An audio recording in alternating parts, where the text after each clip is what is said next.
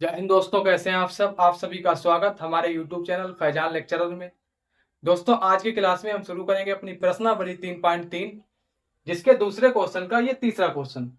Question ये है कि दो अंकों की संख्या के अंकों का योग 9 है। इस संख्या का 9 गुना संख्या के अंकों को पलटने से बनी संख्या का 2 गुना है। वह संख्या ज्ञात कीजिए। यहाँ पे दोस्तों हमें वह संख्या ज्ञात करनी है। जैसे हम मान लेते हैं कि कोई दो अंकों की संख्या हमारे पास है। ये हमने मान लिया 12। हमारे पास ये दो अंकों की संख्या है। हम देखेंगे कि यह संख्या जो है वो किस तरीके से बनी है। यहाँ पे दहाई है। दहाई में 1 से गुणा प्लस में 2, तो ये हो जाएगा 10 इक्कन 10 प्लस में 2, 10 और 2 ये हो जाएगा 12। तो ये 12 जो है वो इस तरीके से बनी है। ये इसका स्ट्रक्चर है। यहाँ पे 12 में जो 1 है वो है दहाई का अंक, ये है दहाई का अंक, और 2 जो है वो है इकाई का अंक। दहाई का अंक 1 हो गया, इकाई का अंक हो गया 2। इन दोनों अंकों को जब हम जोड़ दें 1 और 2, तो ये हो जाएगा 3। ये हो जाएगा 3। अब इसी तरीके से हमें क्वेश्चन में कहा है कि कोई दो अंकों की संख्या है जो हम नहीं जानते हैं, तो हम मान लेंगे कि उस संख्या का जो दहाई अंक है वो है x और इकाई अंक है y। लिखेंगे अपना हल, देखेंगे आगे।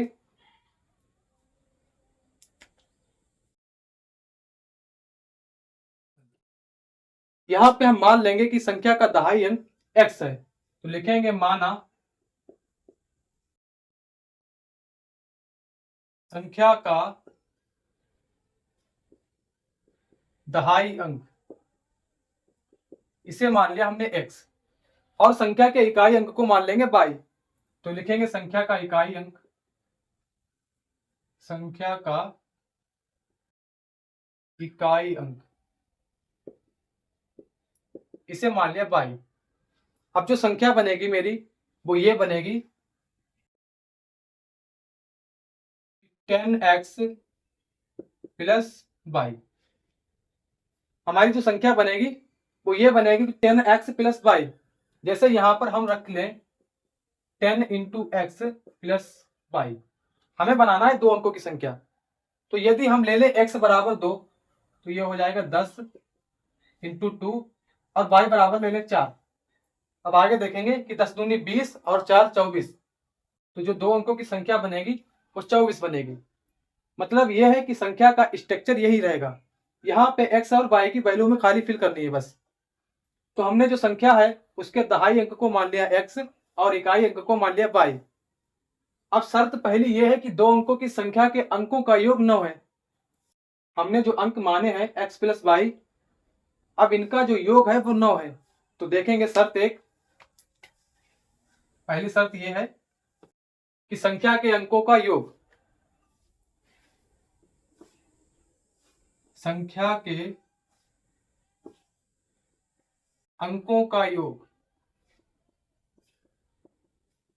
9 हमें दिया है क्वेश्चन में। हमारे पास संख्या के अंक हैं x और y, तो x प्लस वाई बराबर हो जाएगा ये 9। x प्लस वाई बराबर 9। इधर पढ़ा के लिखेंगे इसे थोड़ा, x प्लस वाई बराबर 9। इसे नाम देंगे समीकरण 1। समीकरण 1, ये हमारी पहली शर्त हो गई। दूसरी शर्त यह है कि इस संख्या का 9 गुना संख्या के अंकों को पलटने से बनी संख्या का 2 गुना। तो शर्त 2 लिखेंगे अब,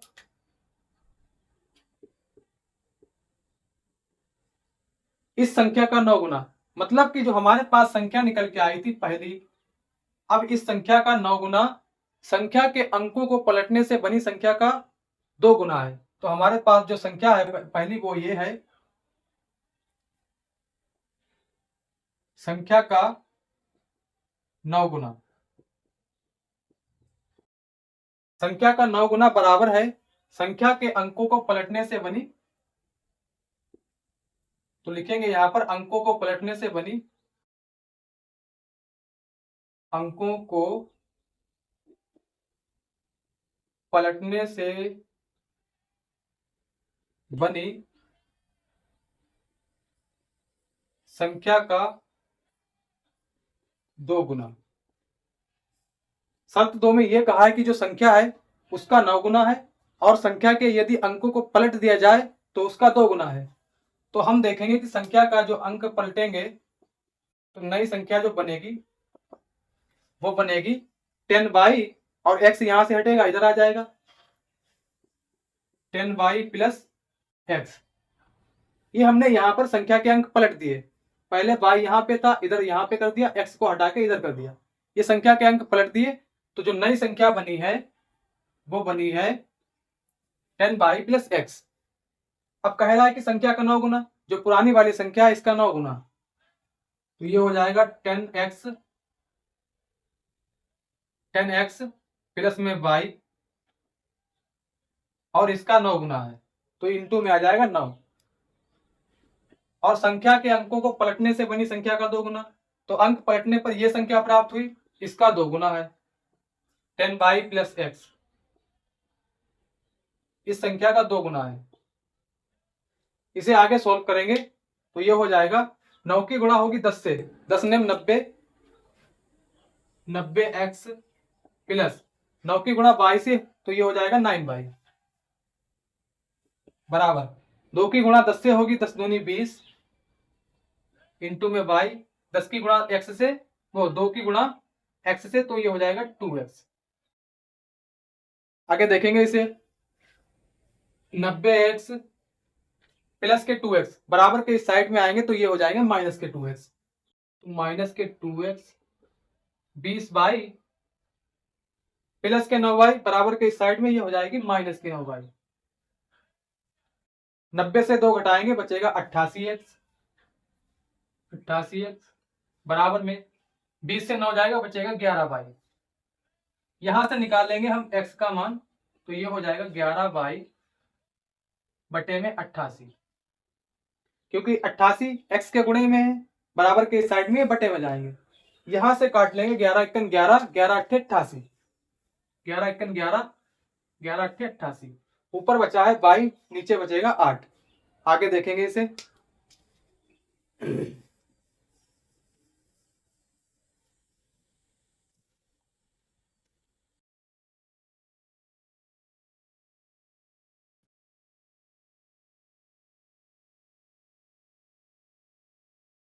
नई संख्या को हम यहां पे लिख लेंगे। नई संख्या जो अंकों को पलटने से संख्या बनी थी वो ये है 10y प्लस x। ये नई संख्या हमारी है जो अभी हमने अंक को पलटने से बनाई थी 10y प्लस x। ये जो संख्या है इसके नीचे आपको ये लिखना है नई संख्या।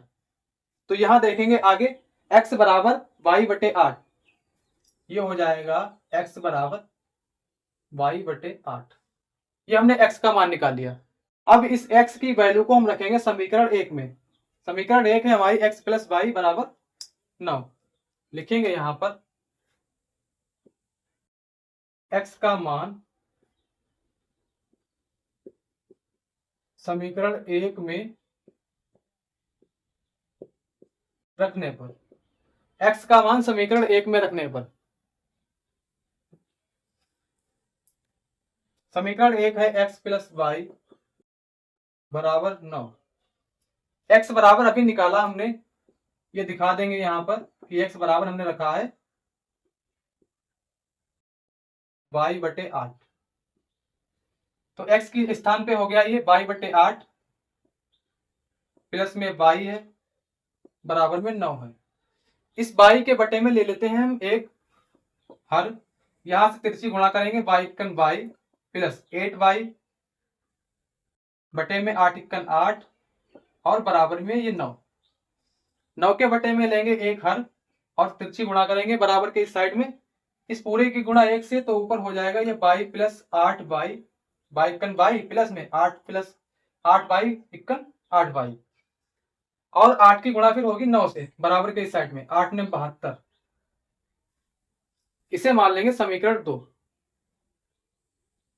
नहीं, यहां से बाई बाई है तो जुड़ जाएगा ये 8 और 1, ये हो जाएगा 9 बाई बराबर में 72। अब बाई के गुणे में 9 है, 9 यहां से जाएगा बटे में, तो बाई बराबर ये जाएगा, बाई के गुणे में 9 है, ये जाएगा बटे में, और यहां से भाग लगाएंगे हम 72 में, 9 1 9, 9 8 72, तो बाई बराबर निकलेगा 8। बाई बराबर निकल के आया 8। अब इस बाई के मान को रखेंगे इसमें समीकरण 2 में, इसे मान लेंगे समीकरण 2। तो बाई का मान समीकरण 2 में रखने पर लिखेंगे यहां पर बाई का मान समीकरण 2 में रखने पर, समीकरण 2 है x बराबर बाई बटे 8, x बराबर बाई बटे 8, और यहां पे हमें रखना है बाई की वैल्यू, तो दिखा देंगे कि बाई बराबर हमारे पास है 8, x बराबर बाई के स्थान पे है 8 और बटे में 8, 8 1 8, 8 1 8, तो x बराबर 1 बटे हो जाएगा 1, और यहां से हर हम हटा देंगे 1, क्योंकि कोई भी संख्या हो उसके बटे में 1 होता है, तो एक x बराबर हो जाएगा ये 1, x का मान निकल के आया 1। दोस्तों यहां पे x का मान निकल के आता है 1 और y का मान निकल के आता है 8। हमने अपनी जो संख्या है उसका दहाई अंक माना था x और इकाई अंक माना था y, तो x बराबर मेरे पास निकल के आया 1 और y बराबर निकल के आया 8, तो हमारी संख्या क्या होगी?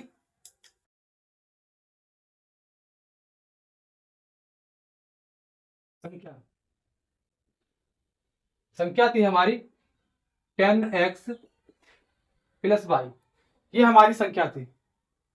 इसमें हम x और y के मान को रखेंगे तो ये हो जाएगा 10 इंटू एक्स के स्थान पर 1 है और प्लस में है y के स्थान पर निकल के आया 8, यहां से गुणा होगी 10 1 10 प्लस में 8, 10 और 8 मिलके हो जाएगा ये 18।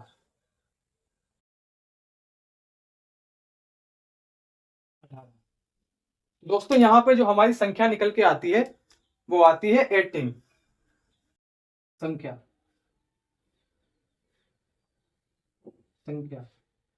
ये हमारी संख्या निकल के आती है 18, ये हमारा आंसर।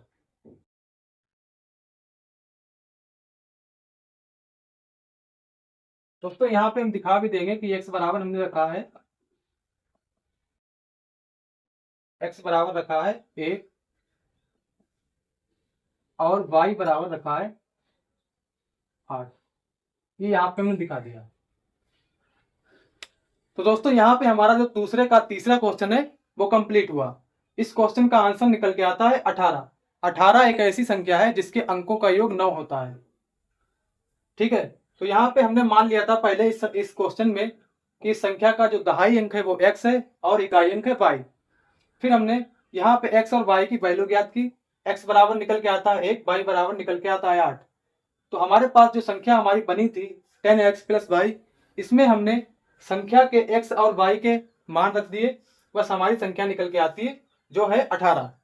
तो दोस्तों आप इसे नोट करेंगे, फिर हम चलते हैं अपने दूसरे क्वेश्चन के चौथे क्वेश्चन की ओर। तो दोस्तों अब हम शुरू करते हैं अपने दूसरे क्वेश्चन का चौथा क्वेश्चन। क्वेश्चन ये है कि मीना 2000 रुपए निकालने के लिए एक बैंक गई। उसने खजांची से 50 तथा 100 के नोट देने के लिए कहा। मीना ने कुल 25 नोट प्राप्त किए। ज्ञात कीजिए कि उसने 50 और 100 के कितने नोट प्राप्त किए। तो दोस्तों यहाँ पे हमें संख्या बतानी है कि उसने 50 और 100 के कितने नोट प्राप्त किए हैं। तो देखेंगे, अपना हल लिखेंगे।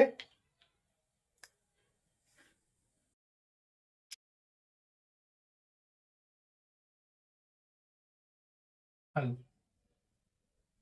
हम नहीं जानते हैं कि यहाँ पे 50 के नोट कितने हैं और 100 के नोट कितने हैं, तो पहले मान लेंगे कि 50 के नोटों की संख्या x है। माना 50 के नोटों की संख्या x, और मान लेंगे कि 100 के नोटों की संख्या y है। तो 100 के नोटों की संख्या y है, ये हमने माना है। अब पहली शर्त यह है कि मीना 2000 रुपए निकालने के लिए बैंक गई, तो टोटल उसने जो 50 और 100 के नोट मिला के लिए हैं वो टोटल रुपए 2000 बनते हैं। तो ये हो जाएगा पहली शर्त में कि 50 के नोट उसने पता नहीं कितने लिए हैं, हमने मान लिया कि 50 के नोट x हैं, तो ये हो जाएगा 50x, प्लस उसने 100 के भी नोट लिए हैं कुछ जो हम नहीं जानते हैं। हमने माना है कि जो 100 के नोट हैं उन नोटों की संख्या है y, तो यहाँ पे हो जाएगा ये 100y, और टोटल रुपए बनते हैं 2000। 50x प्लस 100y मिलके 2000 रुपए उसने लिए कुल। यहां से थोड़ा इसे सॉल्व कर लेंगे जिससे हमें आसानी हो जाएगी। तो ये हो जाएगा 50 × 50, 50 × 50, यहाँ एक बचा, 50 दूनी 100, और 50 चक्कू ये 200, और ये एक जीरो बचता है, ये जीरो आ गया। तो यहाँ पे बचा 1x, 1 को हटा दो, प्लस में 2y बराबर में 40। इसे हम मानेंगे समीकरण 1, लिखेंगे यहां पर समीकरण 1। अब दूसरी शर्त यह है कि मीना ने कुल 25 नोट प्राप्त किए हैं, जो 50 और 100 के नोट लिए हैं उन सबकी संख्या कुल आती है 25। तो यहां पे देखेंगे शर्त 2, 50 और 100 के नोटों की कुल संख्या, 50 और 100 के नोटों की कुल संख्या ये है 25। 50 और 100 के नोटों की कुल संख्या है 25। यहाँ पे हमने माना है कि 50 के कुल नोट हैं x और 100 के कुल नोट हैं y, तो x प्लस y बराबर हो जाएगा ये 25। इसे नाम देंगे समीकरण 2, समीकरण 2। अब हम समीकरण 1 और 2 को विलोपन विधि से हल करेंगे, तो देखेंगे आगे विलोपन विधि से हल। विलोपन विधि से हल,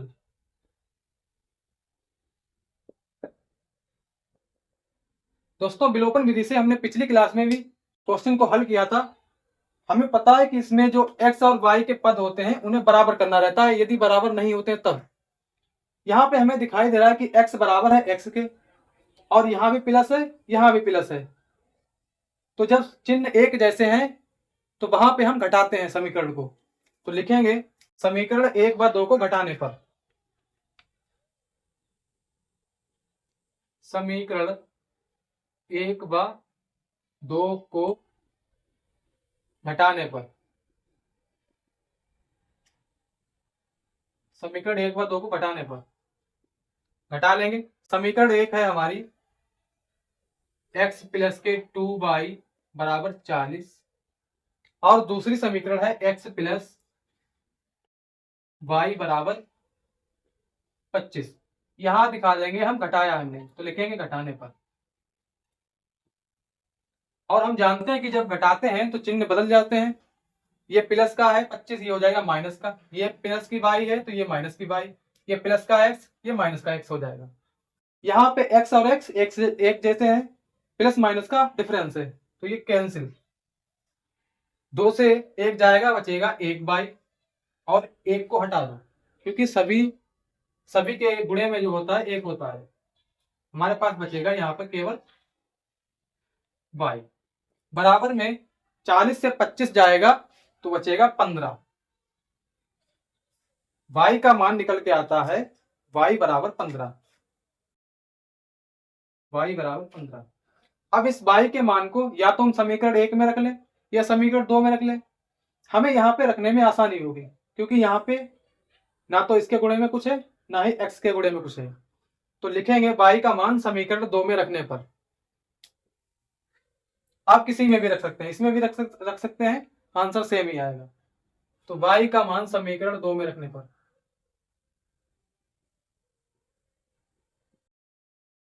y का मान समीकरण 2 में रखने पर समीकरण 2 है हमारी x प्लस वाई बराबर 25। x प्लस वाई बराबर 25 और y बराबर हमें दिखाना है 15। y बराबर यहाँ पे आ जाएगा 15। x प्लस वाई बराबर हमने रख दिया यहाँ पे 15 बराबर में 25। x बराबर 25 माइनस के 15, क्योंकि 15 प्लस का इस साइड में आएगा, ये माइनस का हो जाएगा। तो x बराबर 25 से 15 जाएगा, बचेगा 10। 25 से 15 घटा, बचा हमारे पास 10। y का मान 15, x का मान 10। तो दोस्तों हमने माना था कि जो 50 के नोट हैं उनकी संख्या है x और x बराबर निकल के आता है 10। तो हम लिखेंगे कि 50 के नोटों की संख्या 10 है। 50 के नोटों की संख्या जो हमने मानी थी x, 50 के नोटों की संख्या मानी थी हमने x और x बराबर निकल के आया है 10। ये हमारा पहला आंसर। दूसरा क्या है कि 100 के नोटों की संख्या y, तो y बराबर निकल के आता है 15। 100 के नोटों की संख्या, 100 के नोटों की संख्या, इसे हमने माना था y और y बराबर हमारे पास निकल के आता है 15। तो जो 100 के नोट हैं वो हो जाएंगे 15 और टोटल देखेंगे अगर इनका तो 15 10 25। यहाँ पे भी कहा है कि मीरा ने कुल 25 नोट प्राप्त किए। तो हमारा जो आंसर है वो बिल्कुल एग्जैक्ट सही है। दोस्तों यहाँ पे हमने अपने दूसरे क्वेश्चन का चौथा क्वेश्चन भी कंप्लीट कर लिया है। आप इसे नोट करेंगे, फिर हम चलते हैं दूसरे क्वेश्चन के 5वें क्वेश्चन की ओर। दोस्तों अब हम शुरू करते हैं अपने दूसरे क्वेश्चन का 5वां क्वेश्चन। क्वेश्चन ये है कि किराए पर पुस्तक देने वाले किसी पुस्तकालय का प्रथम 3 दिनों का एक नियत किराया है तथा उसके बाद प्रत्येक अतिरिक्त दिन का अलग किराया है। सरिता ने 7 दिनों तक एक पुस्तक रखने के लिए 27 रुपए अदा किए, जबकि सुशी ने एक पुस्तक 5 दिनों तक रखने के लिए 21 रुपए अदा किए। नियत किराया तथा प्रत्येक अतिरिक्त दिन का किराया ज्ञात कीजिए। हमसे यहाँ पे ये पूछा है कि नियत किराया कितना है और प्रत्येक अतिरिक्त दिन का किराया कितना लगता है। जैसे क्वेश्चन को समझेंगे यहाँ पर पहले कि पुस्तकालय वाले ने कहा कि प्रथम 3 दिन, 1 2 3, ये 3 दिन है, इसमें आपको 5 रुपए देना है। इन 3 दिनों का आपको 5 रुपए देना है, जिसे बता दिया कि यह नियत किराया है। नियत किराया है और आपने वहां से एक पुस्तक ले ली, आपको उस पुस्तक को पढ़ने में 5 दिन लग गए। 1 2 3 4 5, आपने अपने घर पे पुस्तक रखी, आपके घर पे ये 5 दिन रही, उसके बाद आप देने गए। तो ये जो 3 दिन है इनका तो नियत आपको देना पड़ेगा, जो कि है 5 रुपए, और प्लस फिर उसने जो एक्स्ट्रा डेज है उनका 1 दिन के हिसाब से 4 रुपए जोड़ लिया। तो यहाँ पे 2 दिन है एक्स्ट्रा, तो 4 रुपए 1 दिन के और प्लस में 4 रुपए 1 दिन के, 4 और 4 8 और 5 13। तो टोटल जो आपको किराया देना पड़ेगा वो देना पड़ेगा 13 रुपए। हमसे क्वेश्चन में यही कहा है कि प्रथम 3 दिनों का किराया अलग है, फिर यदि आप 3 दिन से ज्यादा जितने भी दिन होंगे आपके, 4 हो जाए 5 हो जाए 6 हो जाए, तो 3 दिन का तो एक नियत बता ही दिया है कि कितना देना है। फिर उसके बाद से जो दिन शुरू होंगे उसमें उसने जोड़ दिया अलग चार्ज, 1 दिन का 5 रुपए, 1 दिन का 10 रुपए, 6 रुपए है या कुछ भी हो सकता है वो। तो इसी तरीके से हम अपने क्वेश्चन को हल करेंगे और देखेंगे इसका हल।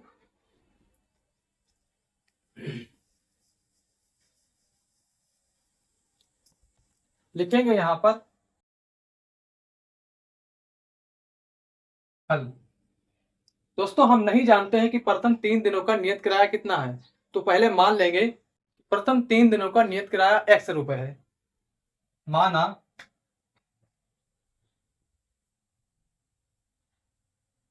नियत किराया, नियत किराया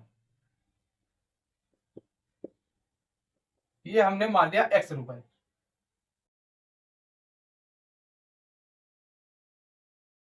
और जो अतिरिक्त किराया लगता है एक दिन का, उसे मान लेंगे y रुपए। अतिरिक्त किराया, अतिरिक्त किराया इसे मान लिया y रुपए।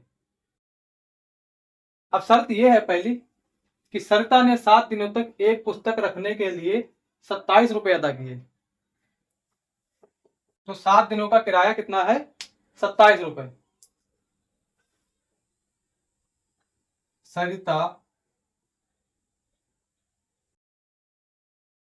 सरिता ने 7 दिनों का किराया दिया।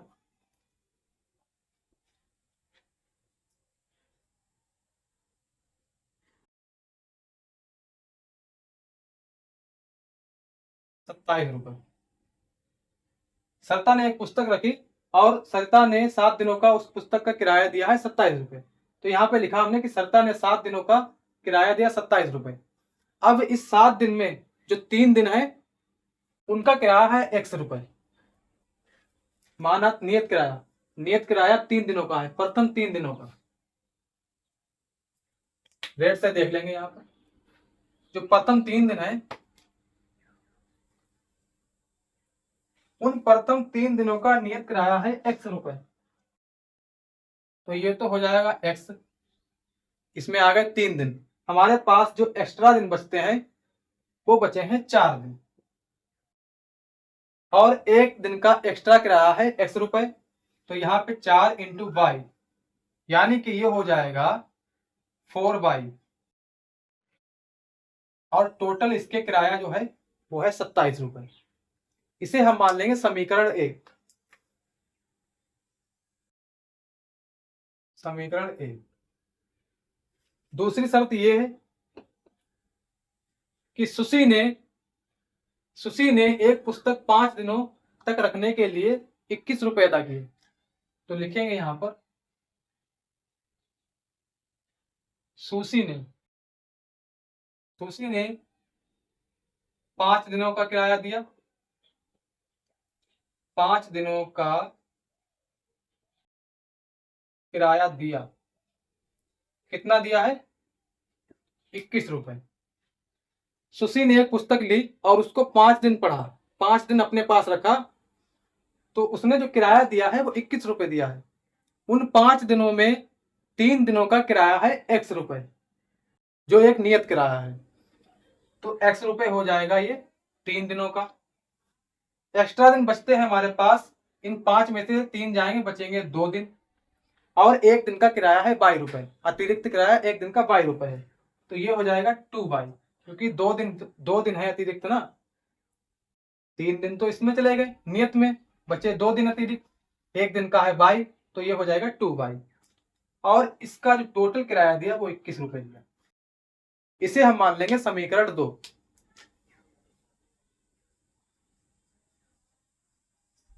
समीकरण 2।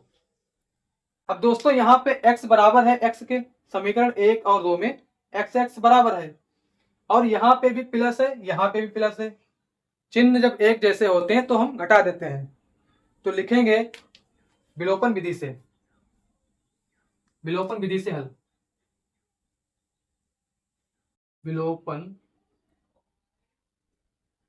विधि से समीकरण 1 और 2 को घटाने पर समीकरण 1 और 2 को घटाने पर समीकरण 1 है हमारी x प्लस वाई,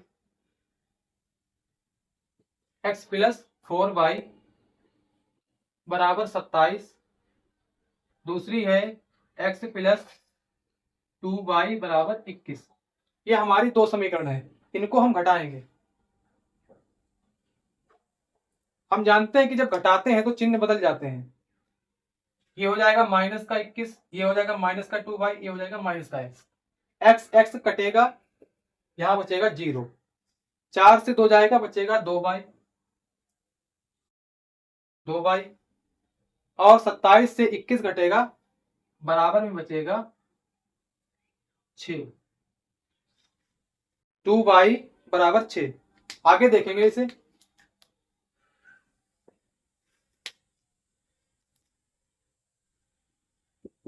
2y बराबर 6, y के गुणे में है 2, जब ये बराबर के इस साइड में आएंगे तो ये आ जाएंगे बटे में। 2 से काटेंगे 6 को, 2 3 6, 2 3 6, y बराबर 3,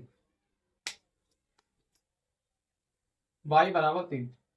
y का मान समीकरण एक में रखेंगे, लिखेंगे यहां पर y का मान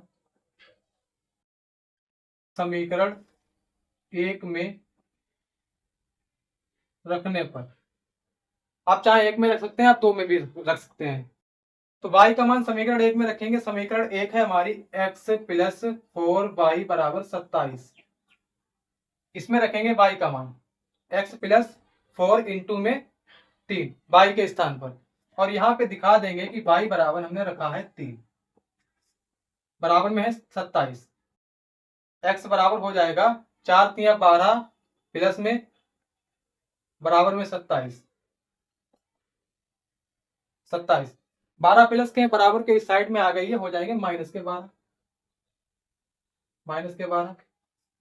x बराबर बचेगा 27 से 12 जाएगा, बचेगा 7 से 2 गया 5, 2 से 1 गया 1, 15। x बराबर निकल के आता है 15 और y बराबर निकल के आता है 3। तो दोस्तों यहाँ पे जो हमने प्रथम 3 दिनों का नियत किराया माना था वो माना था x, और x की वैल्यू निकल के आती है 15। और दोस्तों यहाँ पे हमने माना है कि अतिरिक्त 1 दिन का किराया है 22 रुपए, और y का मान निकल के आता है 3, तो ये y बराबर 3, यानी कि अतिरिक्त 1 दिन का किराया हो जाएगा 3 रुपए, और प्रथम 3 दिनों का एक नियत किराया हो जाएगा 15 रुपए। लिखेंगे यहां पर नियत किराया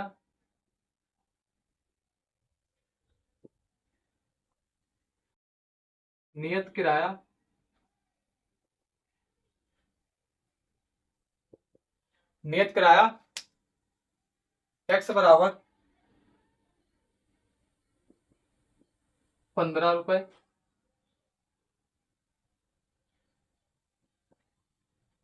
और अतिरिक्त किराया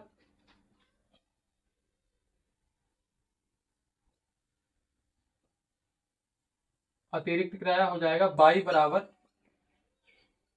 3 रुपए। यही हमारा आंसर। दोस्तों हमारे दूसरे का 5वां क्वेश्चन भी कंप्लीट हुआ। इसी के साथ हमारा जो तीसरा चैप्टर है, 2 चर वाले रैखिक समीकरण युग्म, वो भी आज समाप्त हो गया है। आने वाली क्लास में हम शुरू करेंगे अपना चौथा चैप्टर, द्विघात समीकरण। तो दोस्तों यदि हमारे इस वीडियो से कुछ आपको सीखने को मिलता है तो इस वीडियो को लाइक करें, और इसी तरह हमारे वीडियो को पाने के लिए हमारे यूट्यूब चैनल को सब्सक्राइब करें। तो दोस्तों खुश रहिए और पढ़ते रहिए। मिलते हैं अगली क्लास में। धन्यवाद।